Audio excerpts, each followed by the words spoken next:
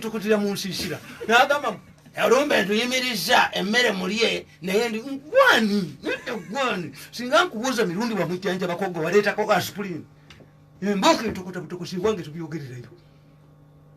I hate exploitation. naye ate bagezako kuweereza waliwo wafunamu obuzibwa tebakuweereza miliyoni 5 nazigoba eza nalways who made me poor yali anzanyira ku bwongo yali ayagala kunfuula mbwa tukatuusiza ne kulefeeka wa ssente nze butani wayiwaana mirundi nabuye nazikutteka ntuga ate waffe bagobako ne ku ssente mwenjenaffe yafe omutima tentwala ssente nti pulezidenti abadde miliyoni 5 bazigoba be batwala okubajjanjaba emitima bo bafaanana batya totubulya twala ssente nazikulya batamiivu kumwebe ku kyalo bazingobye amabugo tegadda gye gavudde famire yaffe gita yakuzanya. We are tough, very tough people. Wali zirimyemu emmere maama n'abeera naye. Ati zaali zagundi waliwo eyagula kamunye mu motoka z'amabugo negwa sente z'amabugo ziba zakulya tolina kyozigulamu. Kakati the second point gye mbagamba ye abasiraamu nti abasiraamu abo muga nti batono naye batambuza eggwanga. Every leader struggles okubasiibulula ba MPs bandi bonna one religion yaabwe bagikkirizizaamu. Religion yonna etalina dogma tukiyita dogma ensi tegikkirizaamu. Dogma kyeki? Dogma kitegeeza ekitakyuka. Yes. Negwedoga nti nze bwensiiba nsiiba omwenge oli nansiiba omunnyo ono nansiiba ennyama. Kati waliwo olunaku abaana b'e Makerere bafuna waliwo graduation nga lwakutaano tebalya nnyama. Kati denaali yatuweevingira n'agaa nti temusobola kugulanga ege. Mu kifo kyoga nti munaalukuza enkya yagaa nti nze mbawadde obuyinza mulye ku nnyama. Kali dinaali mu Bayibuli tedimutye asobola okuba weevingira ekintu. Kakati eddiini etalina dogoma nti ono Bukenya osobola muwa divorce kazibwe n'ogimumma. Contradictions. Chimera no more divorce. Others no bagana. Edini wane dogma. Kasi edini ebera mu flexibility. Era kyo volaba ntiedda bawanganya abafaza abakatoliki ekitiibwa butawasa. N'okuba nti walaba nga omusajja yambadde black nga ayina kola esiibuse nga mwenye omukristaayo. Bulaba ekkanisa eremeddewo ya mukristaayo. Kakati ate bulaba ekizimbe okulya omusalaba ekidduka emisinde ky'abalokole. Kuba balokole revival churches. So ebintu bino mulemenga bitunulya butunulizi singa mwanga ebyekisiyaga yali abikola ku mulembe guno balikkiriza kubanga tebalina cost of resistance. No, this boy is refused. Kino bagambye nti abaganda bali bagezi tebatwalanga baana baabwe mu lubiri tubayita nvuma bajja nga akaana akatoke bajje bunyolo obawane nga bawambye n'ennyina waako n'akakwasa mukazi we kaddulubaali omunyi banyaffe bamanyi nnyo ate ebyekiko okusingafu n'alyoka amusomesa ebyekika kyonna gye muva nawa kati kasiiga mu lubiri kibula n'abakulu b'ebika mulimu ensowole tebaali baawa gwe ate kabaka obugambye nti omwana wa mirundi omututte wa Museveni amuwadde obwa minisita atoyinza okwogera si bwe wange kyobula nti mu baganda ekigambo nvumetta nvuma sikati envuma omwana yakulira awaka envuma eruma yagitambulira envuma yagamba mukama waayo nti bw'otangoberera nkufa envuma ye mwana yakulira abo abajulizi bonna nvuma ayina erinnya lya kiganda bamutwesinga nti yavanga wagundi wapi Matiya Mulumba yali mwami gundi w'Emityana ng'ayina abakazi aba n'agobako omu Emityana waliyo akasiko baga nti kalimu omusota emitwe 9 nga yamanyi bya bulimba n'akwata sapule n'akalambula Matiya Mulumba musoga ize musoga man ize musoga how did he go to Busoga? How did he go to Mityana? A chief ayinza kubaga Sapolo Kagwa yawandika ebitabo 8 volumes to defend himself nti wansenene era waliko museta busatanjagalira ddala kubanga ayinali alayiniji ya Sapolo Kagwa musoga takwagalira ate kikiyakukyalira atente nali mmanyi nti Sapolo Kagwa bamuvumanga nti was captured by Uganda raiders from Busoga.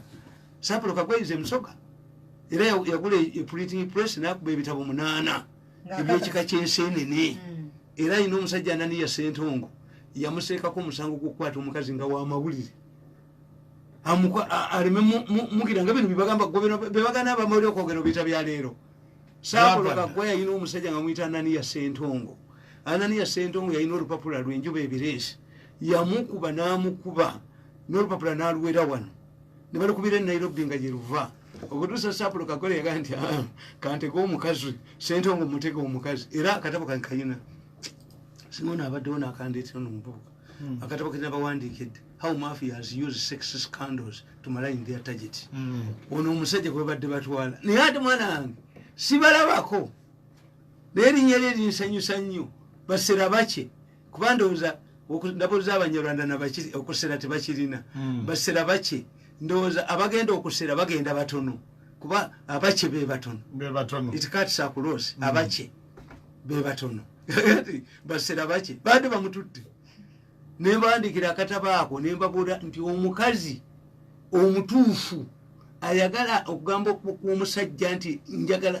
mutege bulira balo. I've given you examples where women exposed their tormentors kiriza nti yangu tugende mu looji nga bakanyuma bali wansi nga bapolisi bali wansi ekitanda bakiwanike bamuzingeko nga nengoye yazijemudda a woman nemwe kasamugamba omusajja akwana buli musajja akwana namubulira balo no in this era of murders nze kyayamba mukazi wange obutamutta eki bibiri muzukulu tava ku mabega ga jjajjawe naago naye oli yamugamba nti baba yitanga atekayigula yakyogerako these are killed by their former boyfriends yayogera essomero gyatasomangako oli yajjanga naga nti owaaye bakaberanga mu masimu gano owaaye ojjukira omuvuka yasamba nga nnyo akapiira ku ssomero nagenda naye ze naleese enzibu. This is how they used to trap these innocent girls. Nga bakubira esimu mbu owangudde mu ssero teri owangula otya nga oli wa MTN oyina ekirabo kyowana entebe omanyani ebulayi yakikuwere owaaye bibaayo ebyemikisa genda bakutte yes genda bakutte kubanga ffe batugamba mu byobufuzi when a deal is too good think twice nti nze mirundi nange mpeereza essimu nange mpangule nti nze mirundi onteeka mugundi mwako akalinga akenseni nange njole sente nti nze mirundi asobola kwegulya buli kimu nengulya Mercedes Benz nengulya types of vehicles nti osobola okunnangisa TV nzi me I don't believe bali bakubiddeko nga bagamba wangu nemuga nti kirungi nnyo jangu wano tugende finyandiko ate ngomuwa bunakubya nkuweereza sente baweereza message enfu nkuweereza sente ku simu naye nayinyamba omula Katonda okuweereza sente ku simu yange ez'omulwadde ayagala mulabeko jangu ontwale ebintu binnimba kiringi mi oyagamba mbadde mpereza sente zange ziwaba naye nsaba why don't I go and check whether the money is there kubana mwe muli babbi ababbi babbiramu nti bampereza omugugu omwana yawonera bwattondo baali bamubbye entebe oniramuga nti jangu nno ne ku airport atuukawo nti awo nvuddewo jangu egindi mangu ago anti bwe babakolanga okutta abantu bakwatanga amasimu gaabwe ne babakubira and they pretended nti kubanga after all tobuulira bannange emikisa mizibu nagenze wapasa kunansibira omulenzi eyadduka edda yakomyewo simulenzi yakomyewo olumbe lwe luze bwe babattanga bambi bamuwoleza kubanga n'omusajja yamanyanga nti essimu agikugjeeko anti togenda kuddayo tujje tuli ekyemisana nze ndi ew'omuntu ndi emmere ew'omuntu ntujangu tusibulukuke ndowooza nina bwomu oba babiri me what don't I have at home ne bwemba sirina kale nolwekyo kakati ekyo mukitegeere nti abajulizi n'okusiiba kw'abasiraamu everybody struggles ate balina factions nyingi why are they widely covered bonna babiri bateekako n'abalokole bakola gundi bonna babateekako bonna ne babateekako bwe bakola pressure ku kintu kati mwanje tavuddeeyo kakati abapoliisi abayingira omuzikiti ne bagamba nti mwanje tumukutte biki byonna yeyatta kiggundu kakati what are they going to do bye byannantaba nalabye lawyer awabira Nantaba nemagani don't mind Nantaba don't mind they are land fools and land friends judiciary limu abantu ba mirundi ebiri era katabona kawandika the land fools ne katereka land fools and land friends the lawyers who are land fools and government has confessed to mutata wabwerere and you Nantaba didn't have any right to report to the police. Mwabano silent one Nantaba did you go to Nantaba could recognize the silent biavuka gundi biandi puroinga pick up onunyachi no mwana gwotumye omunyo naleta sukali mudemu mbyako lakeduka mu yafudde how could these people who did not know they are silent go alone tukakubira ko mungalo mwasoma nyi mwasoma tena balandi fools nerandi good the randi fools nola bamukulanga azina amazina bwana minister wa gundi minister wenyimbe na activities bamukolesa balowooza nti gundi njaja kufuna yoba minister obache mwe bakukola basoka ne bakuteeka awo sente nezikugwako noli kwatandika kuzino yali mu Uganda yali ndi yaji wagira yali luddawa bajja kuzindisa amazina naye kyekyo kibajja kuwa nze banomba manyi kakati mutunulire eggwanga lino nze singa ndi president Museveni obanga singa okwa advisor kutegeeza advisor one kwata bahedi ba intelligence bono batwale makeri basome physical science why era bududa chatta abantu era kikyatulika bududa nga bududa mubajjeyo emyaka emeka minister wa disaster preparedness centers put him inside put this man inside yes bududa era sabantu How many times have you evicted people from Bududa? Bagani Deo. But how? Sentence it was. Where is the money? Put the money. Put the minister inside. Yes. Yes. Government can even, the military can force you out. And you see a democracy. No. Ketubuza Bududa wa mirundi emeka. Era kati ogenda kulabanga gadduka ne minister yomuwanvaddeyo arrest him, put him inside. For how long are we going to pay boss in terms of lives and money on Bududa? How many Bududas do we have in Uganda? One. Yes. Arrest the man, arrest the minister. Baguze Bududa, baguze ettaka baliguze wano. To settle there ettaka lye bagula nti lyabe Bududa batikola mu farm zaabwe. Hey. Yes. Anti bali babalekayo ngate bagula ddawa lyabwe ate zino ennyumba ze baatulaze ne bagamba guno mwezi gunagwerako nga bateekamu bakizo zaabwe. What exposes these people is the fact that we would kill, is still killing the people. Ate olwokuba tebalina bwongo tebakikontaininga mawulire tebaali kyogedde, but because they want to use Bududa to get more money.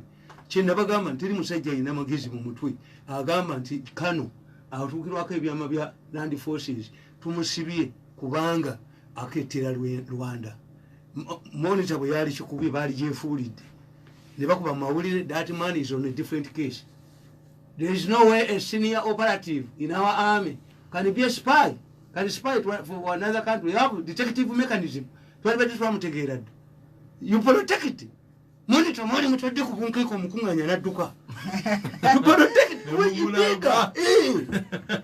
Ye mwali kutadde ku bunkenke.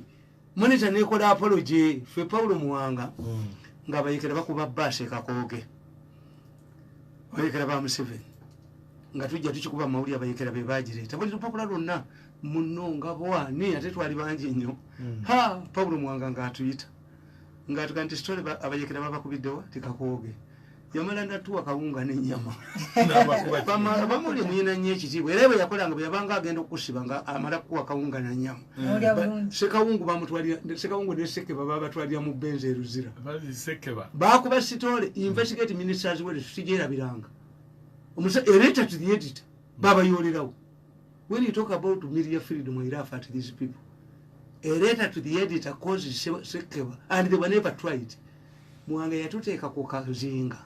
Nabaga nti Kakoge nti mubayisizeewo ddala. Yakubiddwa. songa yasindise y'amagye negozaawo n'okozaawo tewali yadde debuli tebatinafuna kamu fenna bwe twakoma twaga nti ebyokuba bba abayekera okuba baasi byapa byakadde byabulimba naye nga tebyali byapa naye nga byali bituufu ne bakanga abantu wano nti byali bituufu ne bagamba nti abaana bababba ku ssomero lwakasiisi yayisa abakulu bw'amasomero nayita nabakuŋŋaanya b'empapula z'amawulire. Tell us how many people are missing in your school. No, sir. You said in this school, abana batano babuze. Tell us.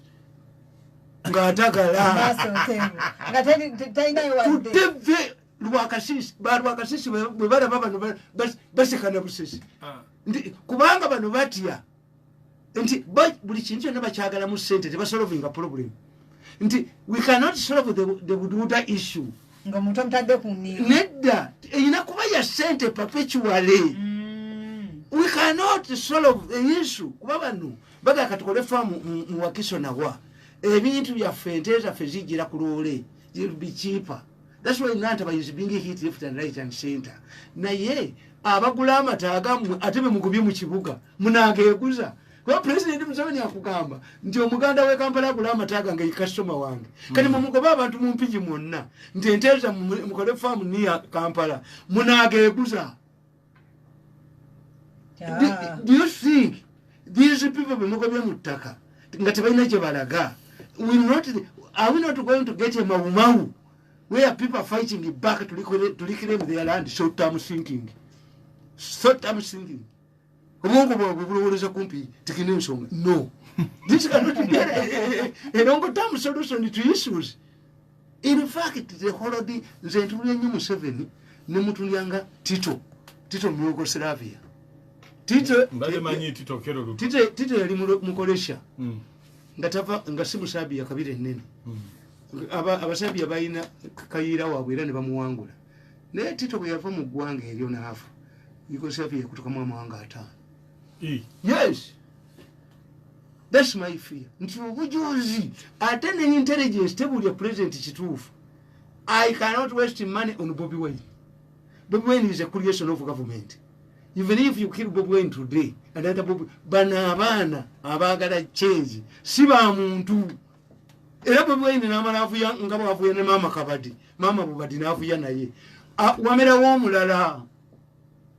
Nti Besigye bamukoye abakozeseza kuluna agenda luno mwabe Masaka mujja kumulaba nga adduka ate yaddukira mu Gomesi n'ayita Masaka.